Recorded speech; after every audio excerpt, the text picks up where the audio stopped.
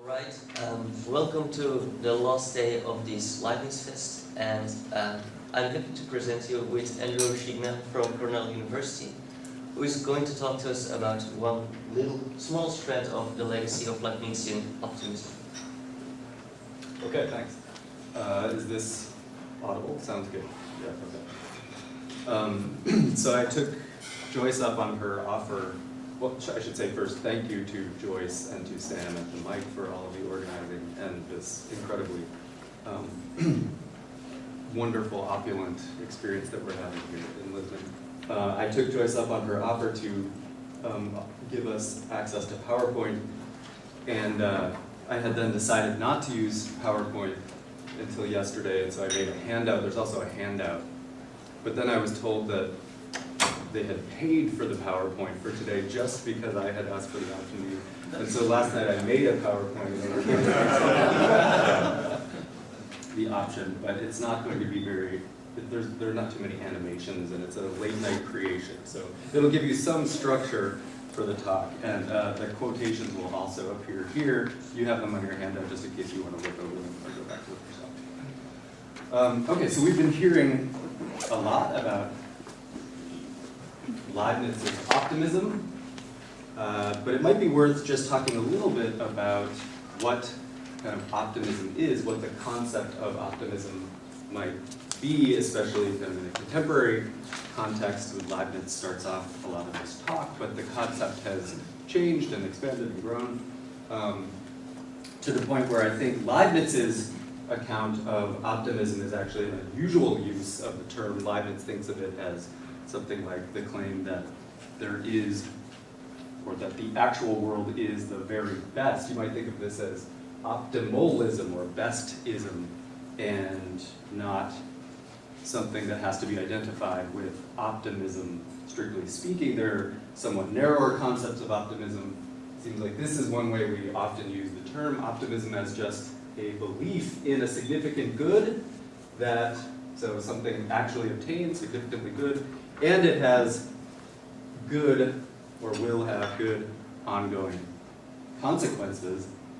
Somewhat different usage, which is also common, optimism as the belief in the high probability, the likelihood of a significant good, but one that's not yet confirmed. So I'm optimistic that it will once again not rain today in the afternoon when we want to be out looking at Lisbon, but it's not yet confirmed. It could be something that's occurred, but also something that I don't have epistemic access to, or something in the future. So optimism as a kind of expectation. Fourthly, there's a somewhat more pop psychological use of optimism, kind of glass half fullism, as opposed to glass half emptyism, positive thinking, and so forth. And there are representatives of each of these uses, obviously, in ordinary language. So I propose to actually stick with the second account, which is in a way a kind of very general concept. It's belief in a significant good that may have obtained, that may already have obtained, but that will have ongoing good consequences. You can think of optimism simpliciter in this way, and then just represent Leibniz's version of optimism, or optimalism, as kind of optimism where the object of the optimism is the best possible world. So that's the significant good that is taken to have ongoing good consequences. But optimism can then have other objects as well. It's not just about the best possible world. So here's optimism that the third round of quantitative easing will in fact lead to economic improvement. Chairman of the Fed, well, optimism is a good thing.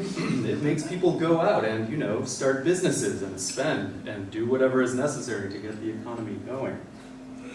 That seems like the use of optimism in the two sense, but not optimism as optimalism.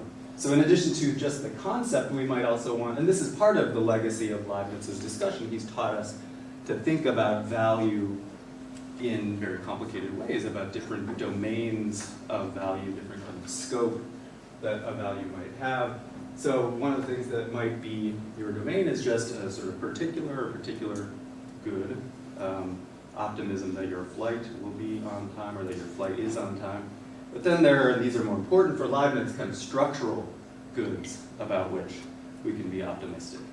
And he has taught us and reflections on his work have taught us to think in terms of a number of different domains that may or may not be perfectly overlapping. So there might be metaphysical optimism, which would be something like, in Leibniz, the thought that we have the simplest means to the most diverse effects, or something like that, the most fecundity from the simplest laws. But there's also epistemological optimism about our ability, say, to track these metaphysical facts, moral optimism about the moral goodness in a given state of affairs, or the happiness of individuals in a certain state of affairs. That may also have socio-political consequences. And then there's also aesthetic kinds of optimism. And of course, in the discussion of Leibniz's work, we've grown used to the thought that there might be inferences across these domains.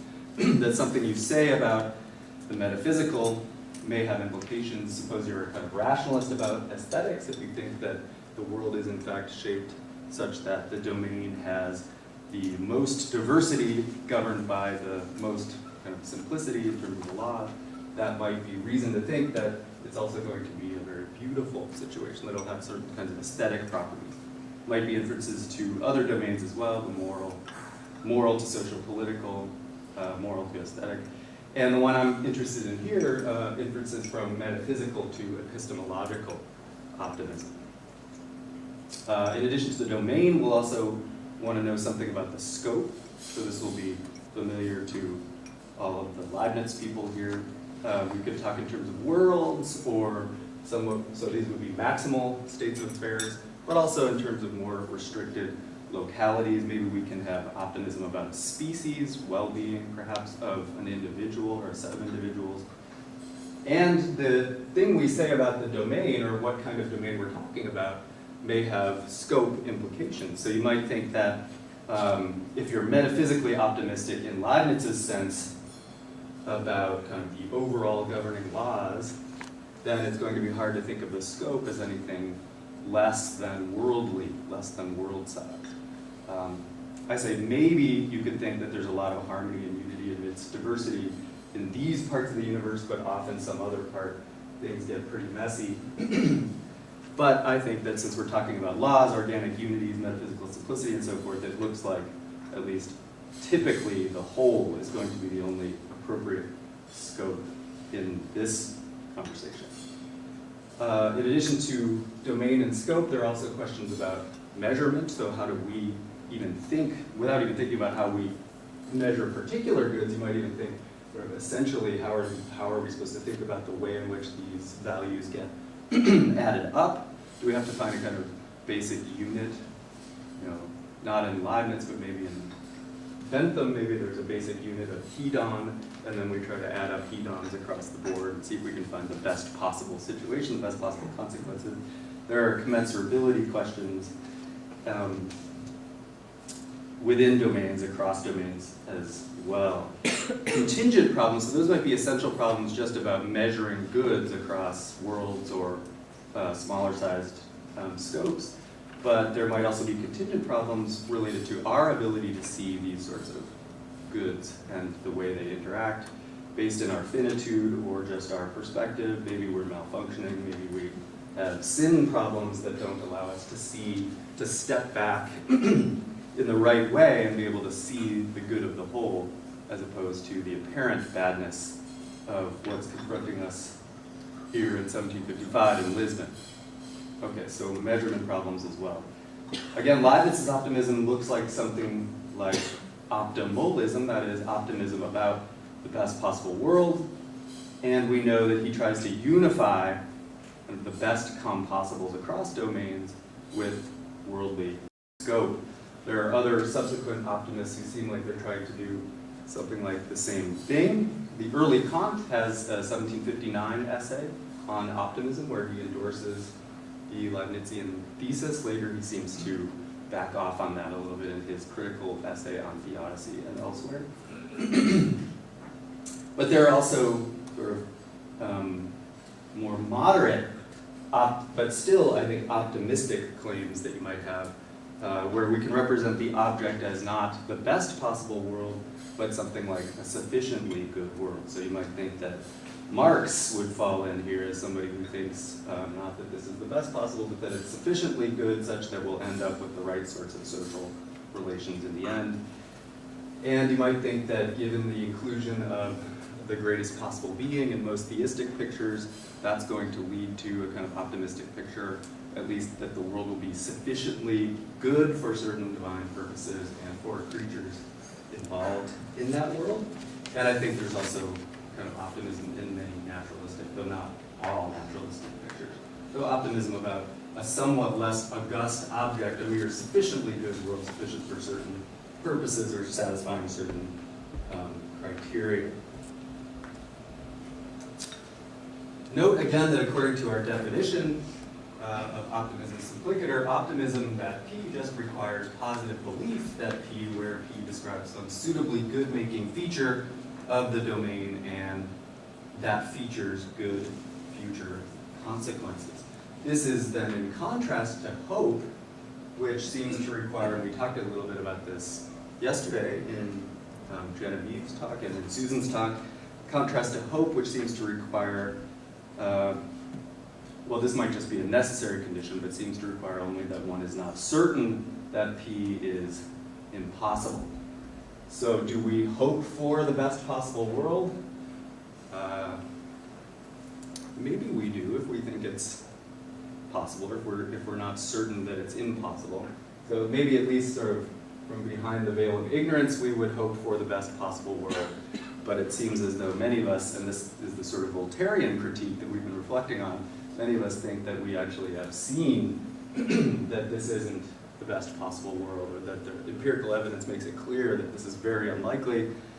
So maybe we ratchet back our hope to the claim that at least this might be a sufficiently good world for certain purposes. And even Voltaire is clear about the fact that he thinks hope is a crucial and important part of human psychology that is actually enabled by the rejection of the illusion of optimism, that everything is fine.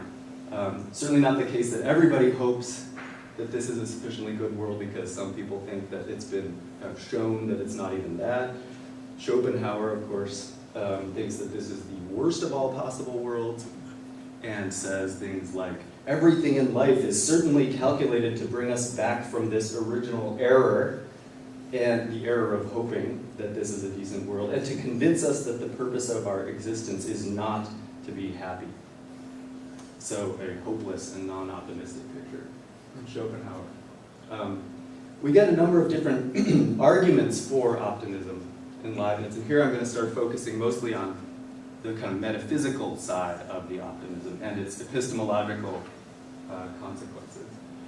A number of different, or at least two different general kinds of argument for optimism in Leibniz. You might think of one as just a short argument, which presupposes the principle of sufficient reason. So we've got God's existence grounded a priori.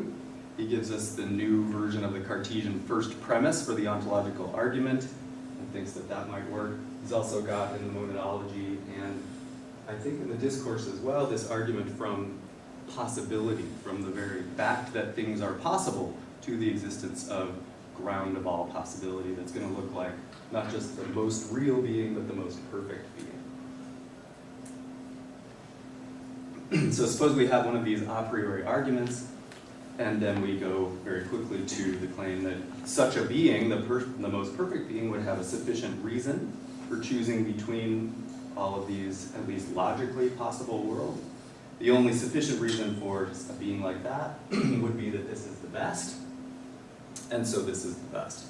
Short argument. Longer argument to at least metaphysical optimism seems to draw more on sort of his interactions with Malebranche and his thinking about what we'll call architectonic principles of engineering when creating a world. So we've still got God existing at the beginning, but then God creating according to these good architectonic engineering principles. And these are given, as Catherine Wilson in her very early but very good article on Leibnizian Optimism points out, these are given a kind of priority ranking, as in Malebranche, where things like simplicity, fecundity, and regularity in the order of nature are sort of preferred, at least in many contexts of Leibniz's discussion, though he sometimes worries about it, but preferred for the most part to individual virtue or happiness. So metaphysical value gets placed sort of above moral value. Thus, this world is the best combination of all those good-making global features, but in respect of those priority rankings.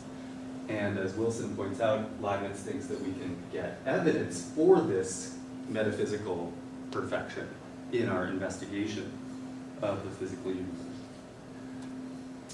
I'm going to transition now to talk about Leibniz's theory of miracles and try to bring up what I think is a prima facie problem, anyway, about the existence of miracles and its relationship to these claims about the best possible world. This will also be familiar.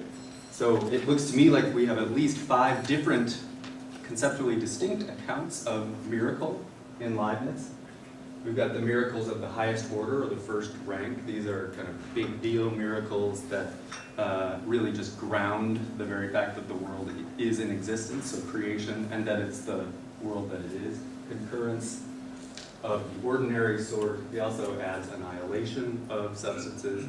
That sometimes talks about the incarnation as a miracle of the first rank. There are also comparative miracles. Comparative miracles being performed by beings that are still in a way governed by the laws of nature, but they're just kind of more subtle bodies than we are, angels and so forth. And so they're merely comparatively miraculous compared to what we can do, but not miracles in the sort of suspension of the laws fashion.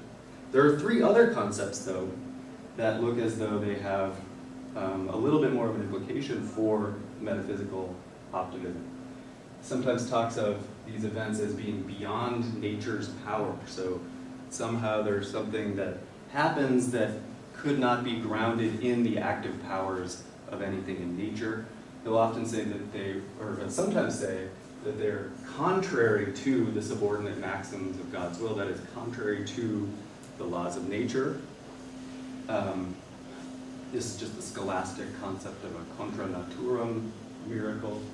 And he'll also often characterize them as the result of extraordinary concurrence. So not the ordinary concurrence with a creature's power, but somehow an extraordinary concurrence. And you might wonder, if we had more time, what it is exactly in the creature with which God is extraordinarily concurring, or what it is to concur in this extraordinary way that still somehow counts as concurrence and not just super addition of some sort. Here I'll set these aside and really just try to use this one concept of miracles. So we're going to not talk about miracles of the first rank because I think they're not relevant for this discussion, but rather about empirical, what I'll call empirical miracles. These being events or states, and I get this out of J.L. Mackey's reflections on miracles, sort of pessimistic reflections on miracles, and then notice that someone very different from J.L. Mackey, namely Timothy McGrew, in the Stanford Encyclopedia article on miracles, has a very similar sort of formulation. So odd bedfellows, Mackey and McGrew, but suggests a kind of ironic proposal here that might be getting at something like the truth. So an empirical miracle or state that obtains when something that is not a part of the order described by the laws of nature intervenes, Mackey will say, or intervenes perhaps timelessly to change that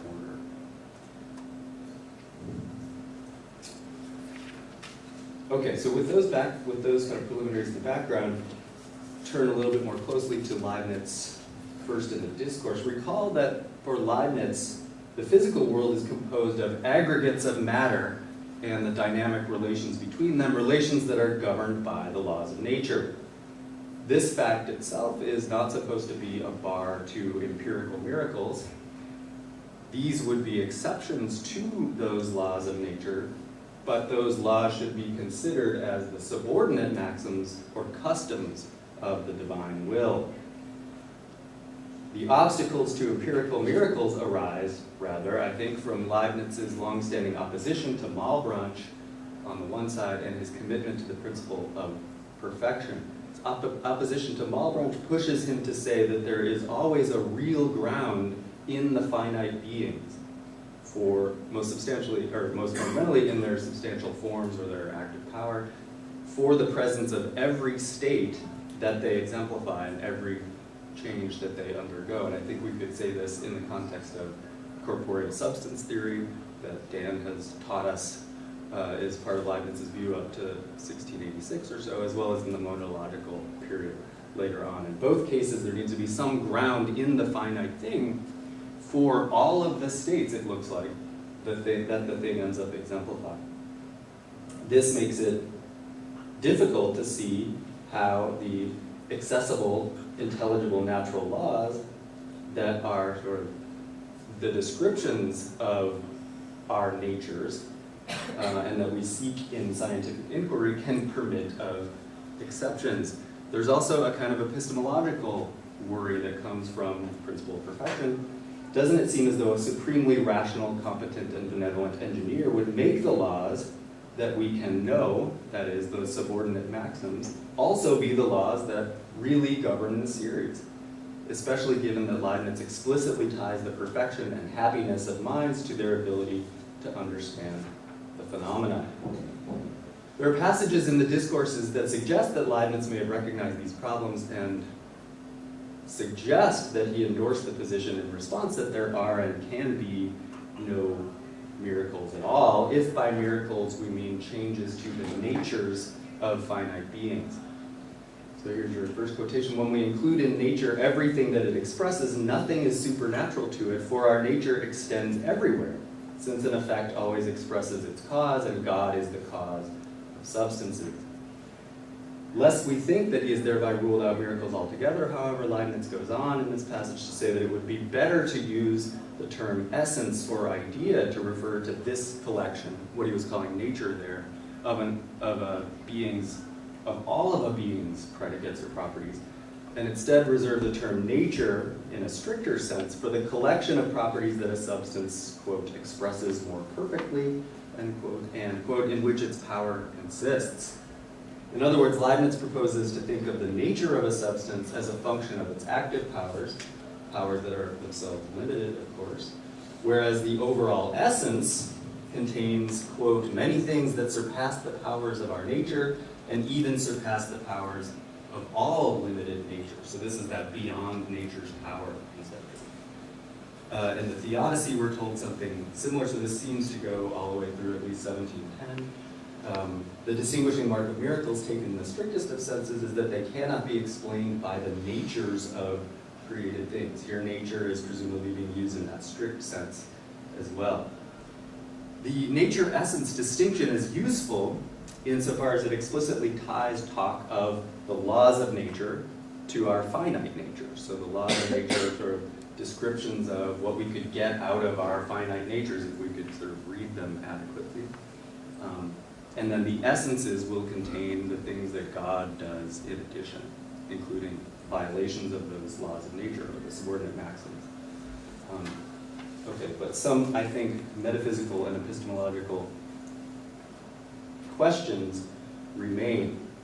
In order to exploit the distinction between nature and essence in the manner just described, we would need a principled account of how the properties included in finite natures count as being within our power in a way that the properties of the broader essences are not. So remember, if they're part of our nature, they're supposed to sort of arise from our active powers. So what is it to be within our power in the relevant sense?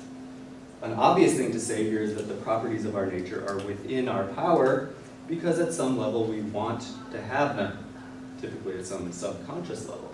The primary force or active power of a substance is directed towards the series of states in its nature, consciously or subconsciously, whereas it is passive with respect to the properties of the broader essence.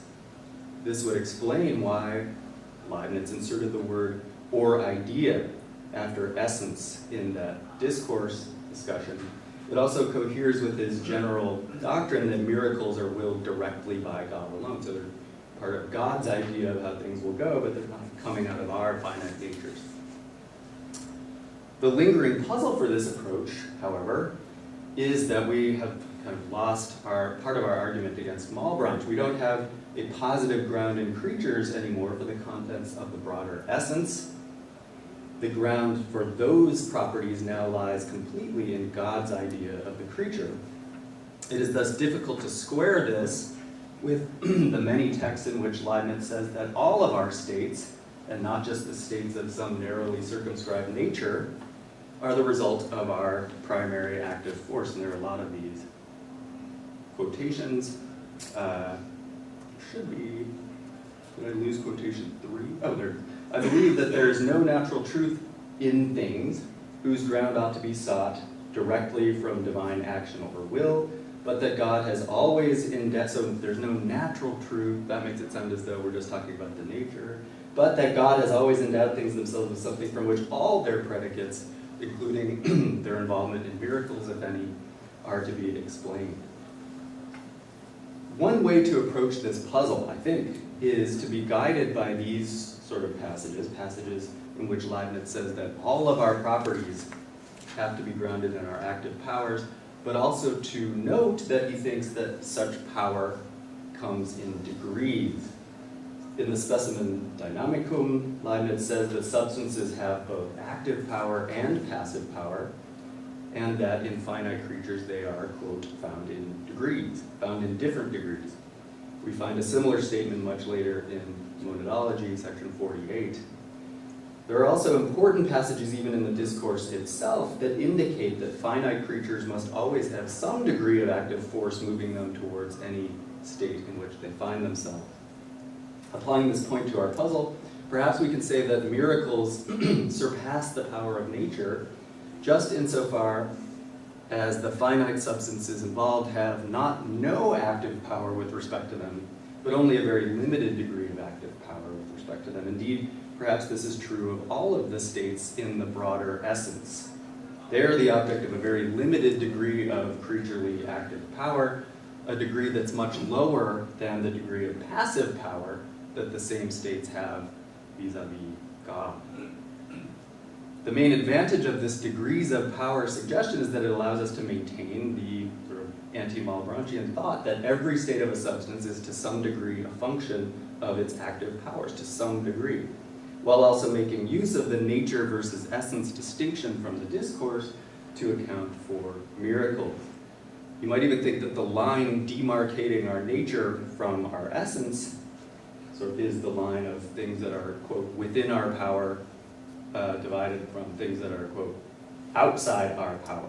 We could think of that as falling precisely at the point where the degree of active power directed towards the relevant state is exceeded by the degree of passive power. So although it's still related to our active power in some sense, we do have a small degree of active power towards the state that is involved in a miracle. We're much more passive with respect to it than active with respect to it. And so that's going to help us think about the distinction between these two types of states, maintain the nature versus essence distinction without losing the thought that all of our states have to be grounded in some sense in our nature very broadly conceived. Supposing this works, a remaining metaphysical problem for the proposal and for optimism generally is that for Leibniz, a change in a substance that is largely a result of its passive rather than active powers is supposed to be a change from the more perfect to the less perfect. Again, this is Monadology 49 to 50. But if a miracle involves change that is to a high degree grounded in God rather than in a finite substance, then its occurrence, it seems, actually decreases the overall perfection by, quote, demonstrating its weakness. This is from back to the discourse, demonstrating its weakness and causing it some pain. So if something is a result merely of your, or mostly of your passive powers, it demonstrates to you your weakness and causes you some pain. At least one source of this pain stems from the relationship between, so here's my proposal that I was just outlining. That should have been up there for that discussion.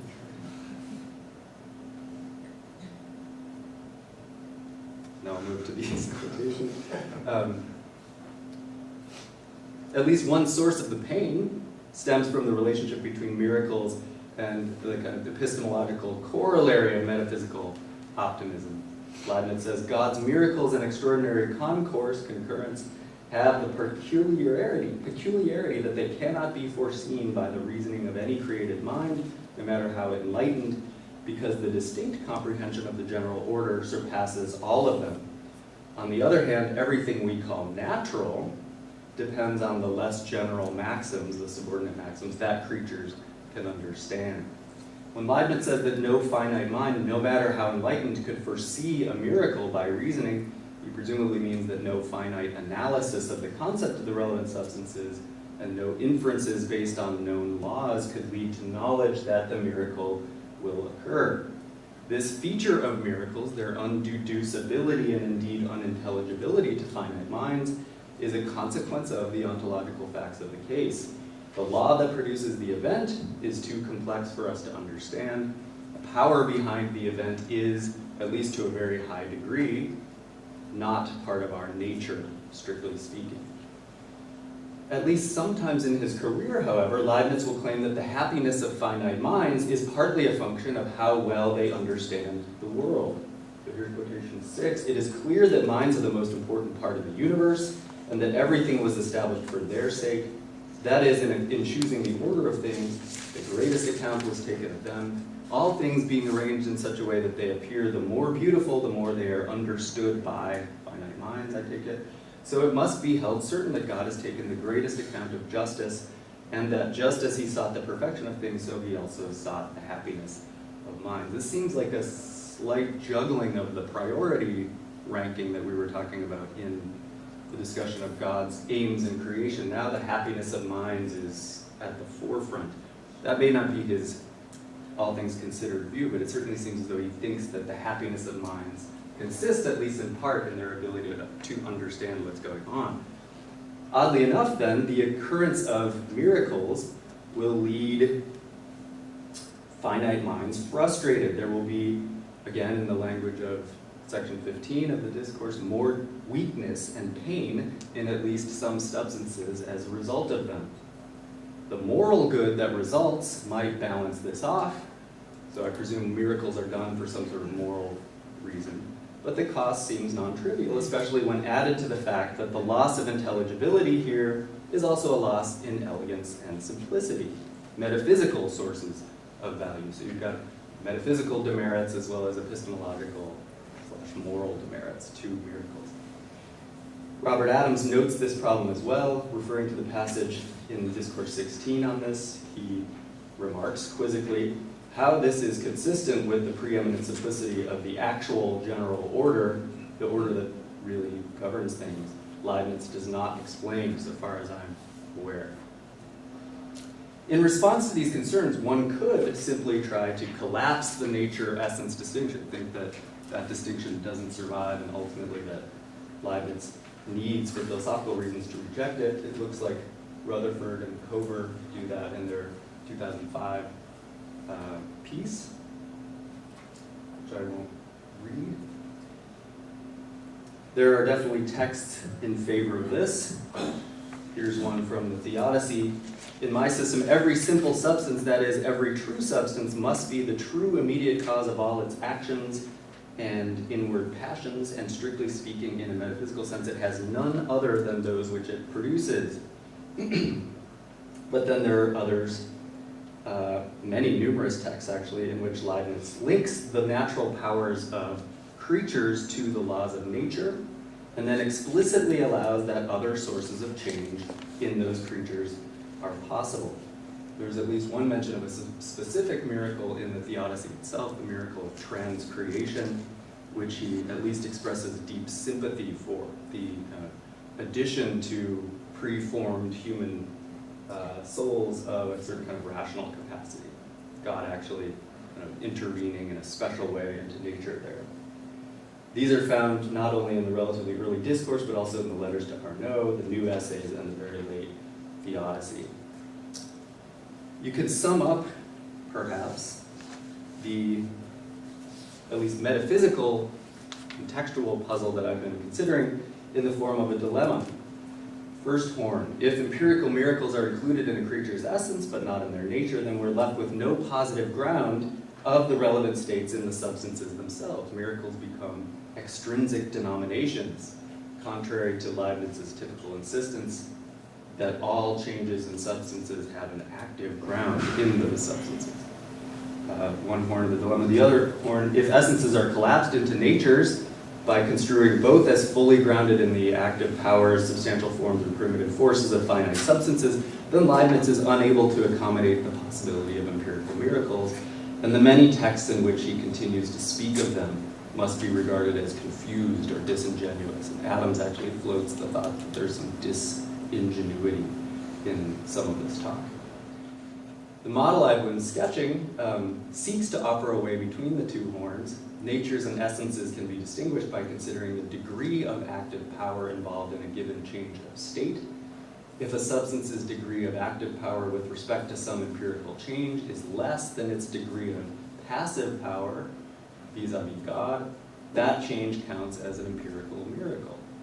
In other words, it is outside the creature's nature, strictly speaking, and not within its power, therefore not described by the laws of nature that arise out of reading off our substantial natures.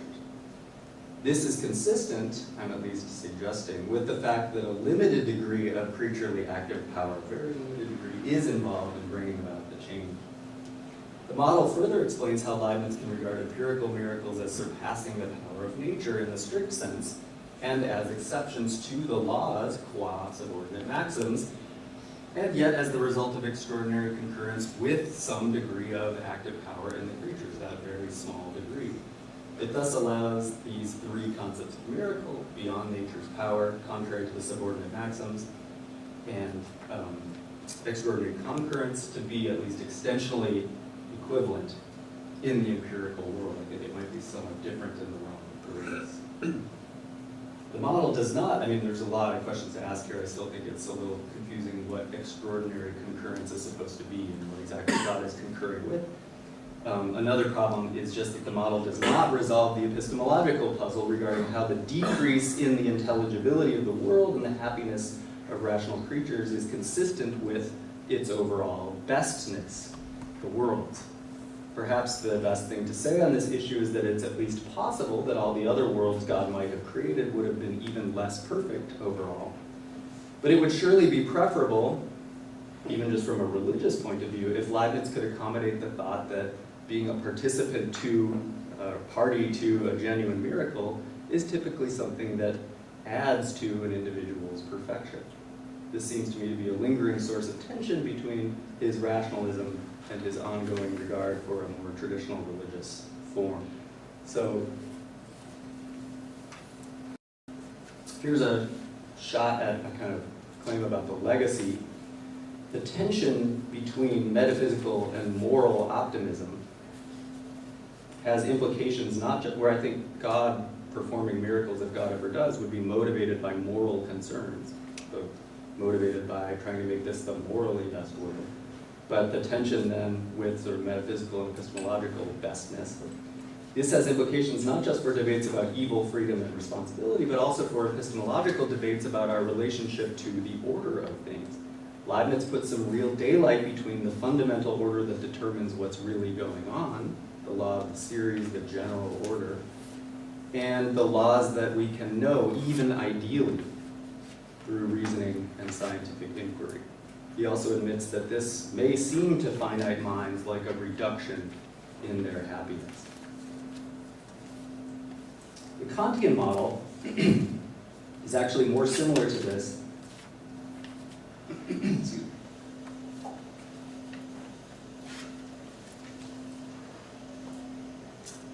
These mints are powerful. The Kantian model is more similar to this than one might expect. Kant does, as we all know, insist on the absolute necessity of the most basic laws.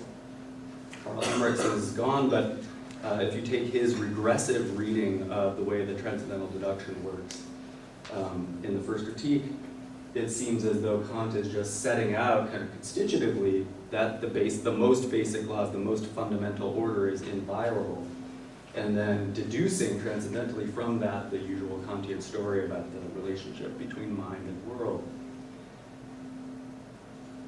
But despite this familiar thought about the inviolability of the fundamental law of causality, Kant is more willing than you might think to admit the possibility of empirical miracles, which he characterizes as, at least in this lecture, that which happens contrary to the order of nature in the world.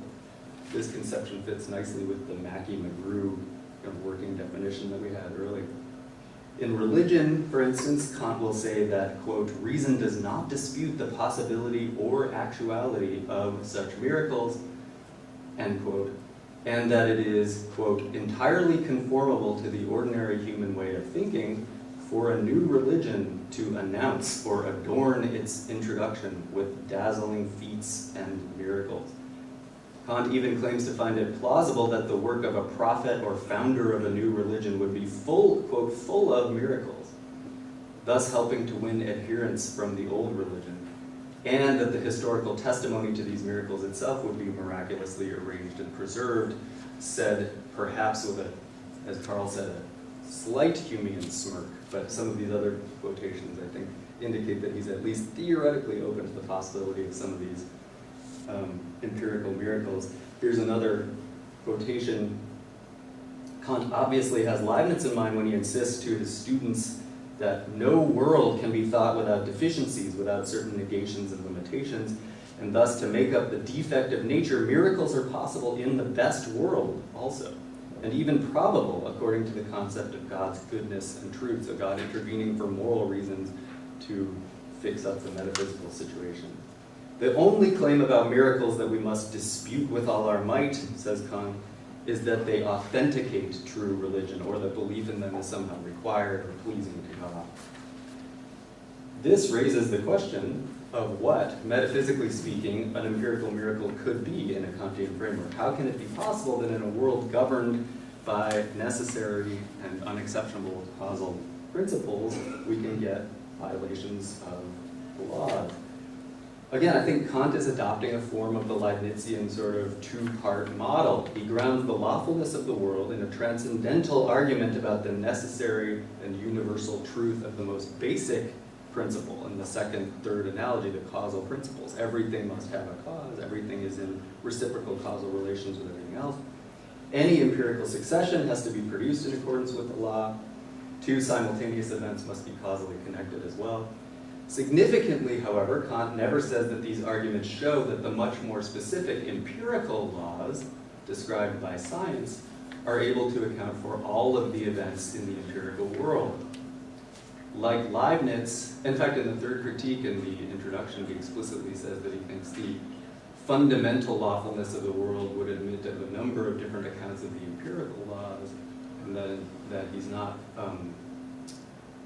clear that we can think of the commitment to the total coverage of the empirical laws as anything more than a principle of judgment, a maxim of judgment, rather than something with the same status as that fundamental commitment to causality.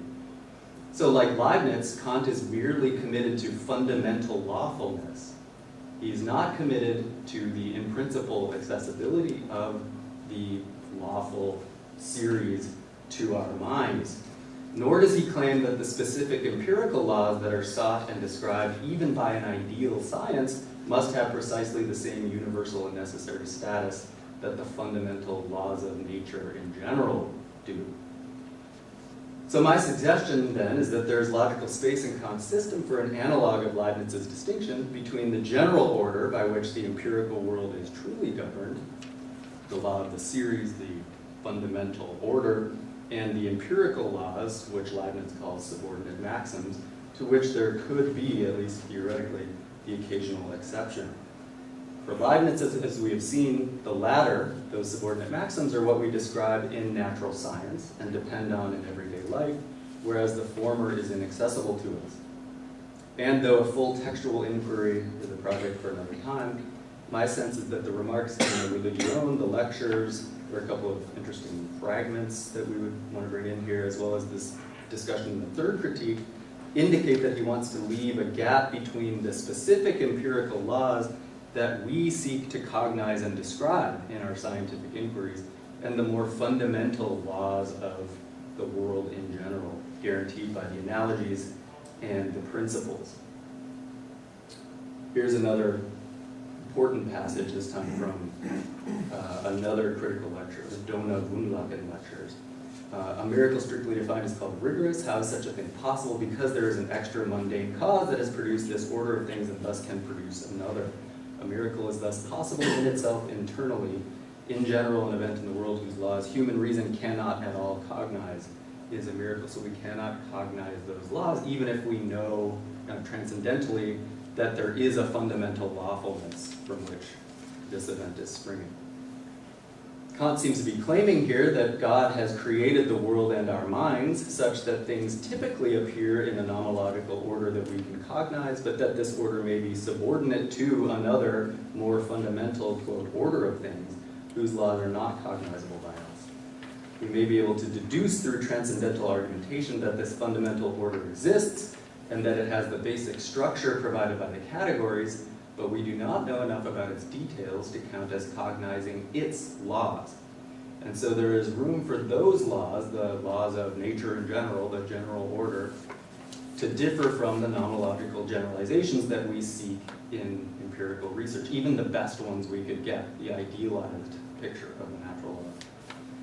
Thus, Kant can say again that in these rare cases, it might be that God determines in accord with his, this would be in Leibniz's sense, his moral aims, that individual occurrences that do not correspond to the, in Leibniz's sense, subordinate order of nature can yet be worked into the course of the world in order to bring about some necessary moral aim of his.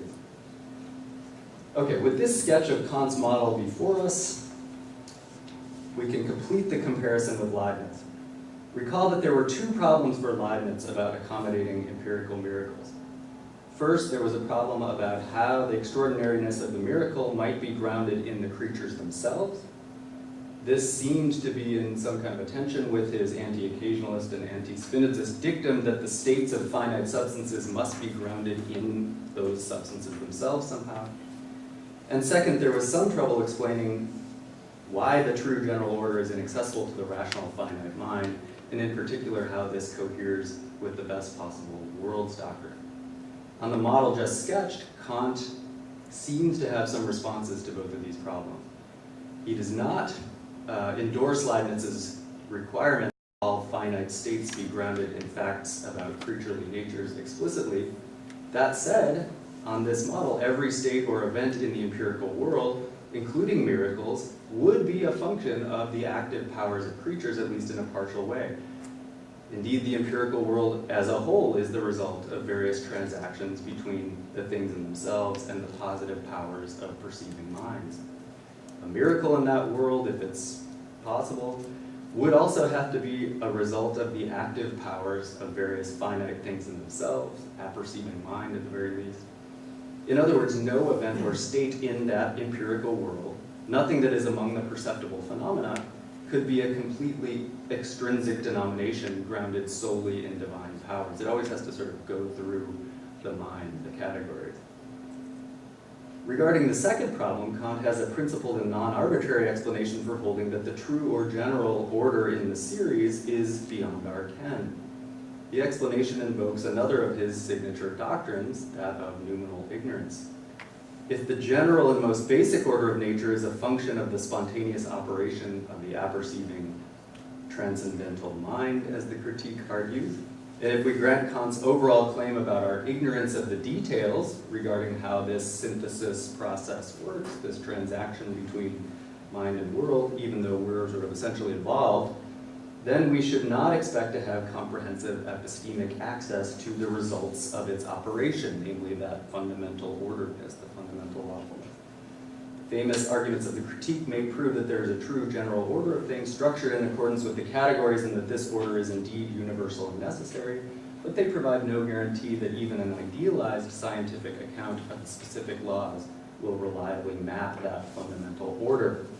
So once again, Kant can retain an analog of Leibniz's gap between the subordinate empirical laws and the true general order of nature without facing, perhaps, some of the same metaphysical epistemological puzzles that his predecessor did. For Kant, the gap is between what we can know about specific laws on the basis of empirical inquiry and what we cannot know about the general order underlying them, which order still results from the noumenal affection and deep structuring activities of mind. Let me just finish up here by moving beyond Kant. So suppose that we have Lisbon and Voltaire, and we start kind of the tide of faith withdraws. We're no longer so much concerned about miracles and how they fit into the story about a best creation. Maybe we're also no longer so concerned about God as a whole.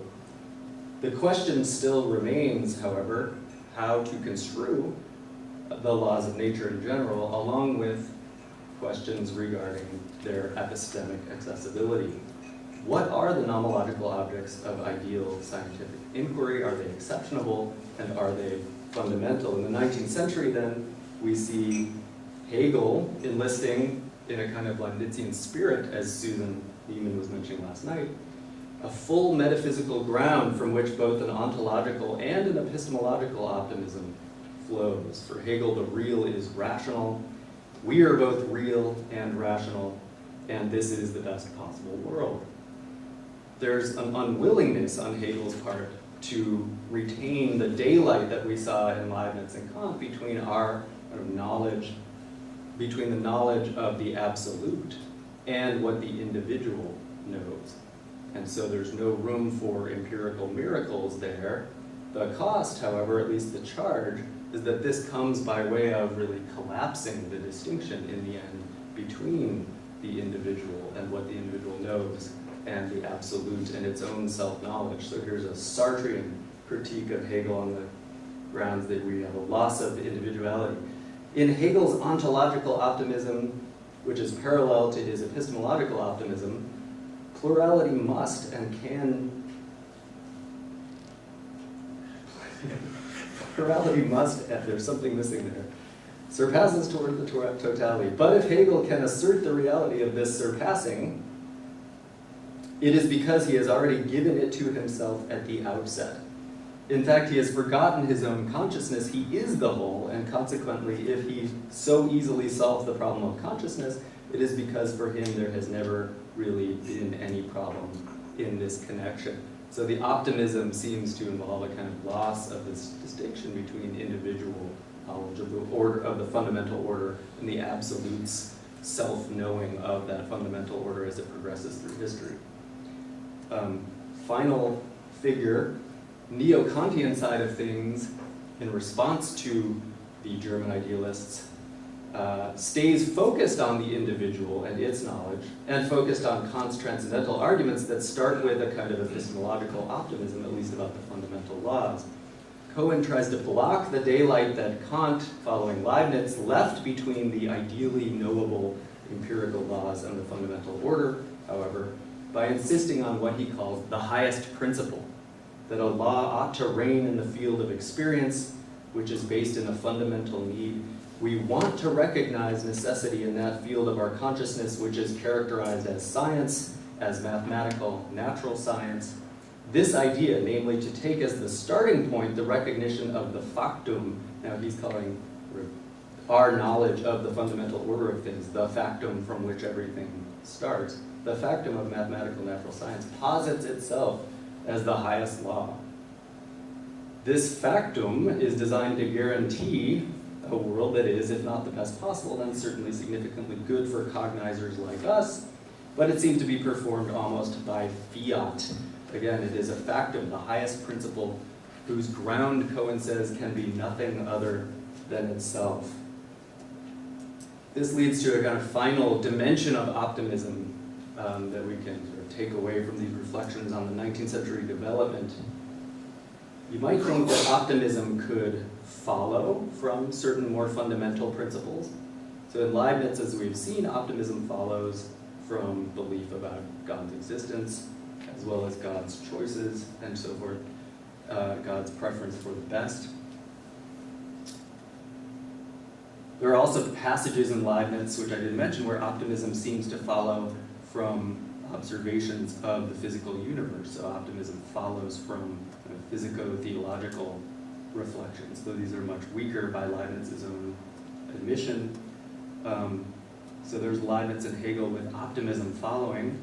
Looks like on some readings of Kant we have optimism following, if you take a progressive reading of the way in which the transcendental deduction works. What about optimism leading? Not clear that we've encountered anyone who thinks that the optimism about the best possible world can just be stipulated as leading, but it looks as though the Amaryk's reading of fundamental lawfulness, the regressive reading, starts with optimism about the sufficiently good world. We're at least in contact with the world in a lot of epistemologically important ways. It's sufficiently good for a lot of our epistemological purposes.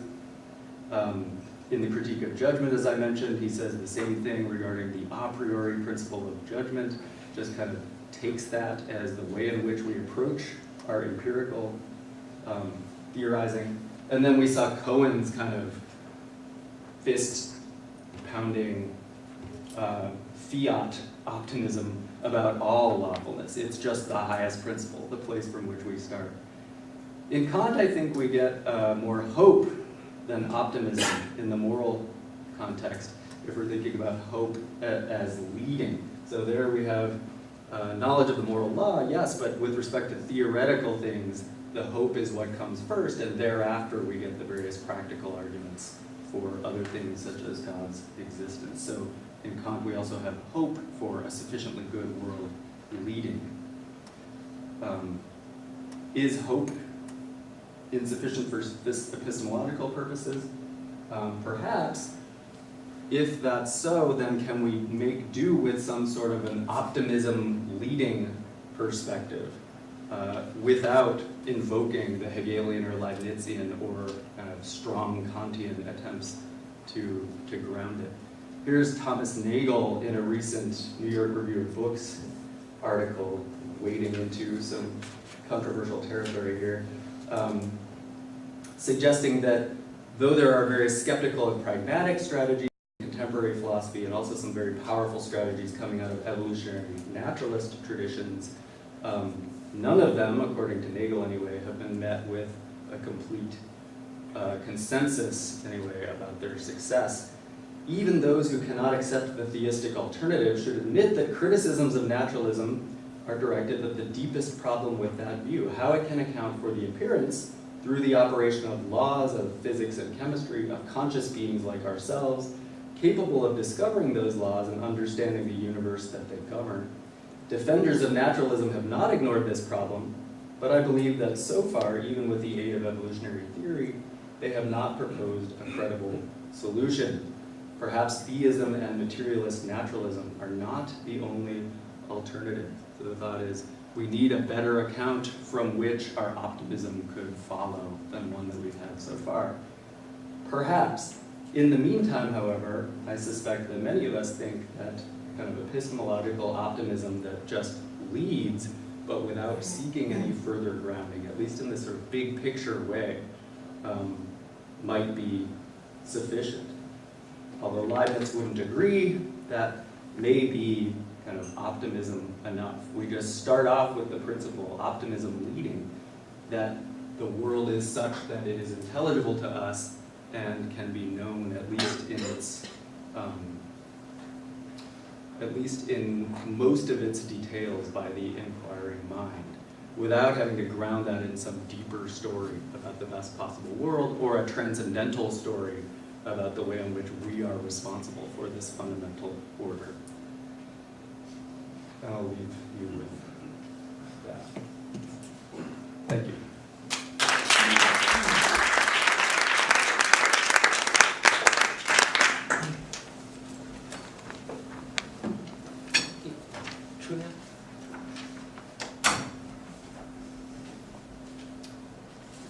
Thank you very much. That was really interesting.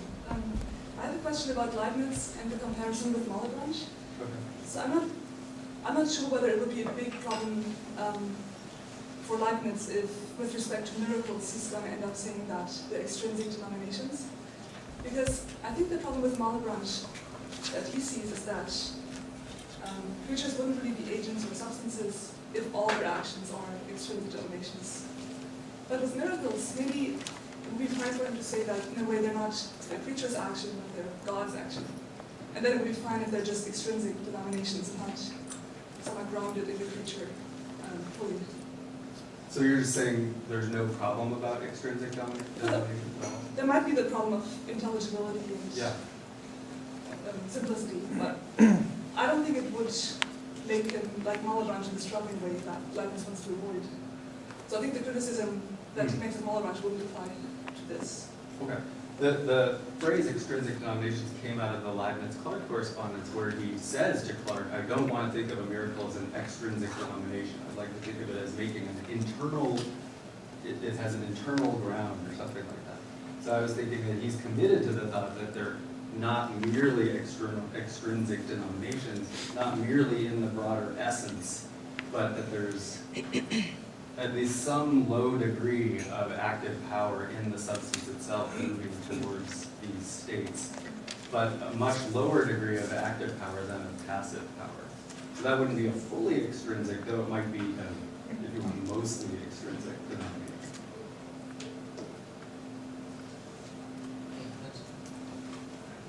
Yeah. Thank you. I was interested in your discussion of the relation between rational hope and belief. It seemed to have important connections to rational desire, rational fear, rational faith, and belief.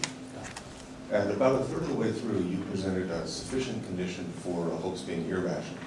You had a principle, and then I've been sitting here, I have 10 principles, but they're very easy to state and they're sequenced in a way that makes them easy to learn. But consider a kind of debate about which principle should have been on the slide. S hopes that P, but we'd like to show that the hope is irrational, and one thought is, well, if P is impossible, the hope's irrational. It's irrational to hope for the impossible. But then a sudden thought, wait, that's not what's at stake. It's whether S believes that it's irrational. But beliefs can be false and groundless, so really we ought to have said, it's whether S truly believes. Was it justified or not? Well, that's 4. Okay. So 4 comes in, no, it's just the other way. It's justified belief, whether true or not. Someone else says you're both onto something, but it's whether S knows the P. Now we're at yours. It's even a higher standard. It's whether S is certain that P is impossible. And then 7, 8, 9, and 10 are just like the previous 4, but they're higher level justification. So the person says, it's not that you justifiably believe that P is impossible, it's that you justifiably believe that you justifiably believe that P is impossible. It's the attitude toward yourself rather than the proposition that renders the hope irrational. So with that range of options, I was wondering why you drew the line sort of at 6 and had it be in terms of certainty that P was impossible. Right. I mean, so we were talking about this last night at some length. I went to bed thinking about it. Okay. I guess I'm thinking, I mean, some of the relevant cases here would be cases in which you might actually be justified in believing and therefore count as having even knowledge, perhaps, that something is the case or will be the case, and yet it still seems rational to hope that it won't be the case. So it seems as though the mere justified believing principle won't be sufficient. But I'm thinking that if you're certain that something is the case, then it becomes kind of irrational to hope for its contrary. Because you would think that, I mean, if certainty is also truth guaranteeing, then you got knowledge and you're also certain. So there's no, you're not just justified in believing that you're justified in believing, but you're also. Well, were you thinking that we were justified, that we were certain that we were certain, or that I we were just justified thought in that one we believing? could get to 12, Yeah. but I was wondering if it was secured by having an attitude towards myself, or if it was enough to have the certainty attitude towards the proposition, and you did the second. I see. Yeah. Sorry, I was thinking a second. Yeah. Does that sound? I was wondering if you had had more thoughts since last night as well, because I was happy going a little bit low, but I'm So interested in you that. were justified in believing that you were justified in believing it. Yeah.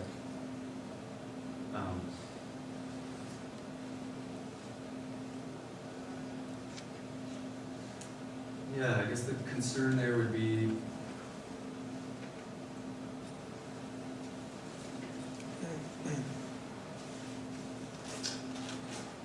you're justified in believing that it's not impossible. That's the picture. I'm sorry, no, I don't think so. Okay. Here I am hoping that P. Yeah. If I also meet this condition, Yeah. I'm justified in believing that P is impossible. My hope is irrational. Oh, I see. So a complicated, sufficient condition for the irrationality of the hope. I see, okay. So it doesn't have to be full certainty, it could just be Yes, that was enough. just fundamental. Okay, yeah, no, I take that point. That might be a slightly weaker and more felicitous condition.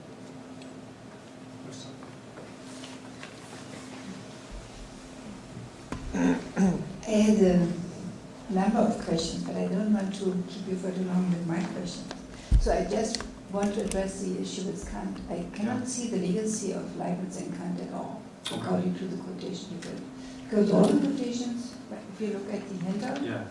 but you had one more, I think, I'm not sure, but they are just totally in agreement with what Newton says or what traditional Lutheranism says. Okay. I don't see any specific legacy of Leibniz and Kant. And Leibniz has a kind of more sophisticated conception, actually, of miracles. He does not only say that they are different from the common order of nature, Right. but he really said that they are already grounded in the essences or in the substances Yeah. at the creation, Right. by God. And so the natural order, which we can understand, that is just all about phenomena, right? Right. So that is a different level where we can understand or can see the regularity of nature. That is what we address on the level of the phenomena. That is where science is working. Right. But the miracles are built into the substances. Okay, yeah, so I And so think, I don't see anything like that in Kant. so the claim was going to be something like, at the fundamental level, of course, God has just created the world and it's the best, and the substances have the properties they do. But the thought would be that the phenomena that are produced might be such that the laws only reflect what's in the nature, strictly speaking, of these substances, and that God also adds in the essence, if you want, some other denominations, such that we get in the phenomenal world the at least possibility that there could be events that occur not in accordance with the laws of nature, where the laws of nature are just descriptions of the subordinate maxim. In the Kantian picture, I was suggesting the analog would be somehow the mind produces our experience of phenomenal nature. There is a commitment to fundamental lawfulness, just as in Leibniz. We do think that there's a fundamental order, that's just part of what the second analogy and the arguments in the deduction teach us. But that he's not, surprisingly enough, committed to the claim that even our ideal understanding of the empirical laws kind of captures whatever it is that is grounded by these transcendental arguments regarding fundamental order.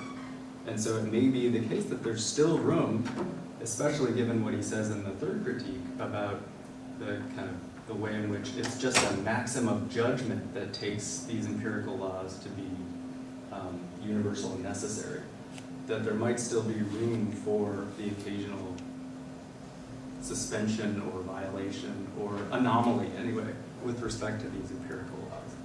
And that there's nothing in the, even though people often think, oh, there's this transcendental story that's going to rule out anything like that, it looks as though he's just guaranteeing, just like Leibniz, a kind of fundamental order of the series, if you want, by way of these arguments, and that as far as the empirical laws are concerned, there's still some, what I was calling sort of some light between even the ideal scientific description of these laws and the fundamental order, which we may not be able to really fully access. You know, I can certainly see that they both have this kind of exception. Yeah.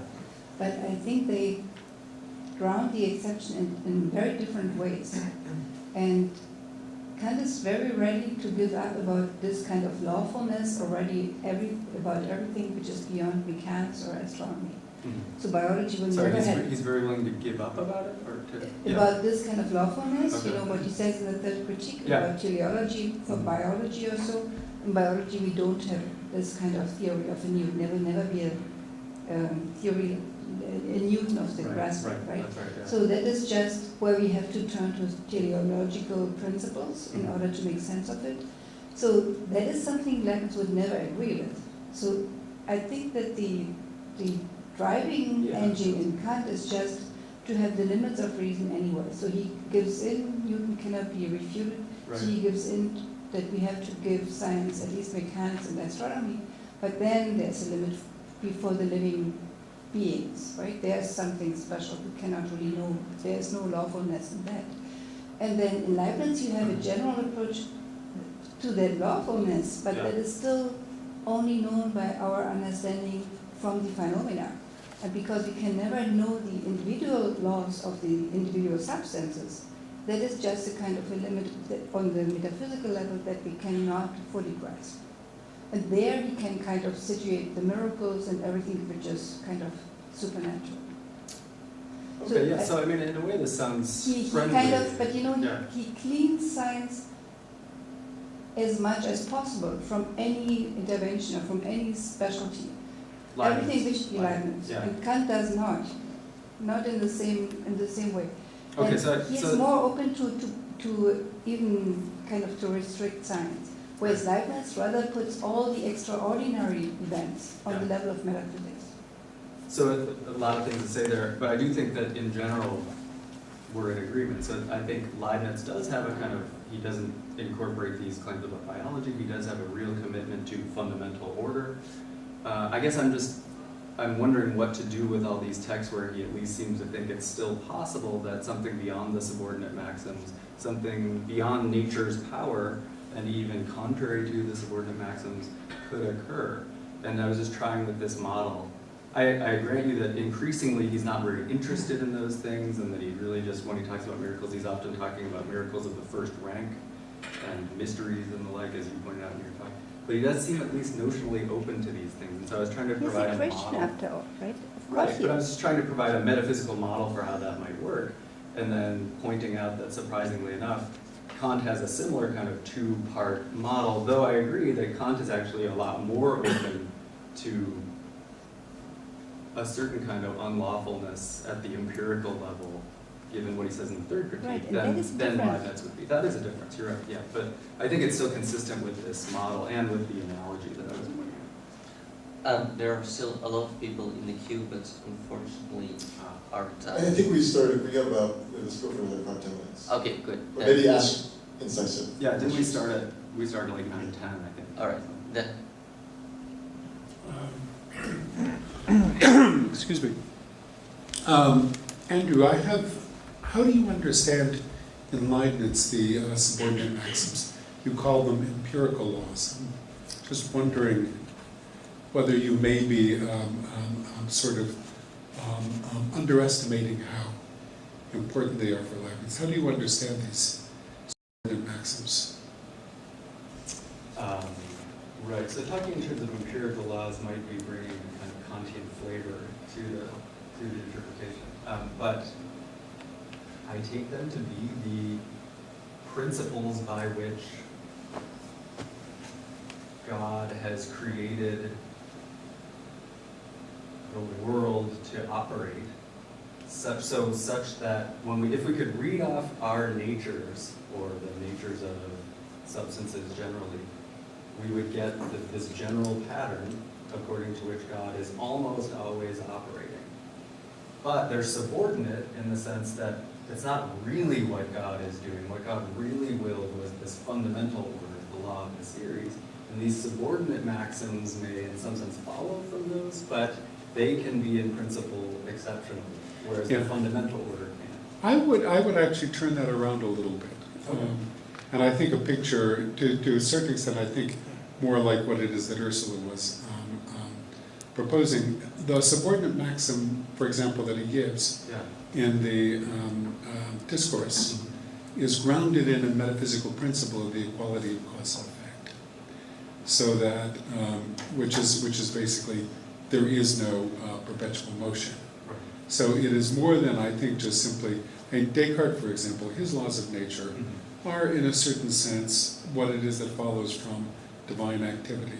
So divine sustenance is what it is that's basic, and the sort of description in terms of the so-called principle of inertia, the impact law, and so on and so forth. Those are higher order descriptions of the basic activity of God. What is it? But in Leibniz, he actually, his God actually decrees this metaphysical principle of the equality of cause and effect. And as a consequence, you have these subordinate maxims. What I'm wondering in the end is whether, and this gets back to something that you attributed to Bob Adams, whether he really can believe in miracles, and whether he really does believe in miracles. I think he avoids talking about them as much as possible. So I guess in response to your first point, I would just ask you what you take the subordinate nature of the maxims to consist in, what the distinction between what he calls the general order, which I take to be the real order, the law of the series, and these subordinate maxims are supposed to be, especially since he brings that distinction up in the context of trying to make at least logical space for the possibility of a miracle. Right. No, I think, I honestly don't know what to make of it. A cynical view would be he feels he can't deny miracles, and it's a way of attempting to put them into a system. So that's one way to go. The dilemma included that Right. possibility. You could just say no empirical miracles, disingenuity in the texts. There might be this model that I'm developing, but it ascribes things to Leibniz that we should otherwise want to resist, and so we should just take these texts to be kind of for the purposes of theological, ecumenical, rhetorical purposes. Right. No, I think the law of the series Yeah. is going to be governed by the general metaphysical principles like Yeah. the equality of cause and effect. Right, but the point is that the law of the series is supposed to be different from the set of subordinate maxims. And the subordinate maxims are the things that we track, even ideally, in our empirical science. And so it means that the fundamental law is, in some deep way, inaccessible to us, which then, as I was pointing out... The fundamental law of the series. Of the series, which, as I was pointing out, seems at least like a demerit from the point of view of epistemological optimism. Yeah. Just to follow up on that line of interpretation, to give a bit of ballast to the Adams interpretation here, if Leibniz's real aim here is to shift the ground of appreciation for God from God's power to intervene and control nature to the beauty and order of the physical and organic worlds, he's going to de-emphasize miracles. He's never going to go down the Spinozistic route of claiming it's just the imagination of the prophets or their communication with the illiterate. So he has to say something about them, but there's going to be a real limit to what he can say in terms of either natures or essences, because practically any positive theory he gives would be inconsistent with his complete rejection of Newtonian gravitation. Because now, if you say it belongs to essences but not to natures, then the Newtonian could say, well, yes, it's the essence of matter in accord with God's plan for the solar system to work out, that it can attract even though it's not part of their natures. So I think he's really going to be quite strict about not wanting to talk about miracles because he can't. So, but there really are a lot of texts all the way through the corpus, so I'm just curious how the Leibniz scholars... Not to be Spinoza. The whole point is not to be Spinoza. And yet to have the view that you see God in nature, through nature. Yeah, I guess I at least wanted to give a run for its money to a model that would allow, in principle, that the subordinate maxims could... there could be anomalies. Yeah, but then gravity could be a subordinate maxim. And you won't allow that. So gravity would be something that holds always, or for the most part? Even though it's miraculous, can't be explained in terms of the nature of substances. Oh, I'm thinking of the subordinate maxims as the things that come out of the substances. They are explained in terms of the natures. So what you're suggesting is the law of gravity could be some extrinsic denomination that God adds in as part of the essence. Right, but I was also trying to suggest, and I'm not sure what the Leibniz scholars think about this, but the thought that there has to be at least some degree of active power in the substance for every state that would preclude a wholesale extrinsic denomination picture. And that might help with ruling out some of these Newtonian super additions. Okay, last question, Brendan? Oh, actually, my question was close to Ursula, so let me pass and give it to the next person. All right, and it's Paul.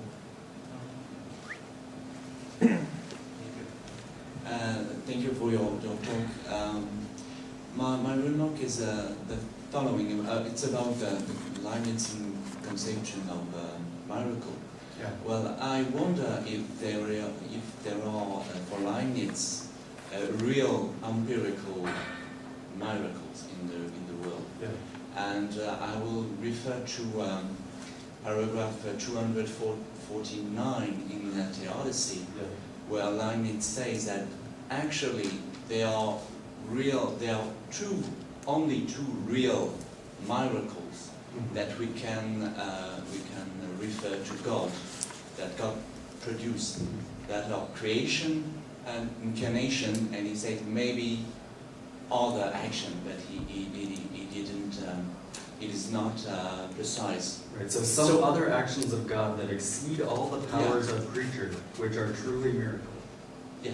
So most of miracles that the Holy Bible mentioned are miracles that are produced by means of angels and invisible substances. Comparative. So I think for him there is no empirical miracles for this reason, is that in order to produce one miracle by God, you have to make many miracles. And the example Leibniz gives is the wedding in Cana, the wedding in Cana, and he says to change water in wine. It is for explaining this event, miraculous event. You have to change all the order of things. Just to think that, because the other bodies will be changed also. Right. So if you accept just one empirical miracle, you will have an order of nature where that which require a lot of miracles. Right. Or he says God would have to change it back. Yes. Such that, Yes. I mean, Consequences. I take it that there he's trying to say, we can get rid of a lot of these biblical cases by saying that even the laws of nature, the subordinate maxims, can allow more impressive creatures than us to do things like stick some wine corpuscles into the water corpuscles very quickly, or move so fast that you change the water glass to the wine glass or something like that. And so you can understand that you would want to minimize miracles like that. But I think that, so the way I construed empirical miracles was that the order of nature, typically described by the laws, could admit of a variant state or event which has been timelessly sort of plugged in to the whole picture. So I think what he's really against there is the thought that, sort of in time as we're going along, God does something to actually change the law that he had been planning to follow all the way along, or that was planned out from all the way, and then sort of has to change it back, or affects everything else. I mean, it's almost impossible to conceive of how that would work in the Leibnizian picture. So that's why I'm construing them as things that are always supposed to follow from the law of the series, from the general order. There's no question that ever gets changed or violated or suspended. It's just that the subordinate maxims, the ones that we ideally describe empirically in our laws, they may not always capture some of those events. And so once you make that distinction, you don't have to worry about the kind of case that he's thinking about here. All right. But let me just say one last thing. I take the point from the Leibniz scholars here that it looks as though maybe if as I'm developing this, I should think of this as, if you want to take some of these passages seriously, and maybe there are a lot of reasons you shouldn't, then here's a model that gets around some of the other objections that you might have to it. And then isn't it interesting that Kant might have a model that's analogous? But thank you.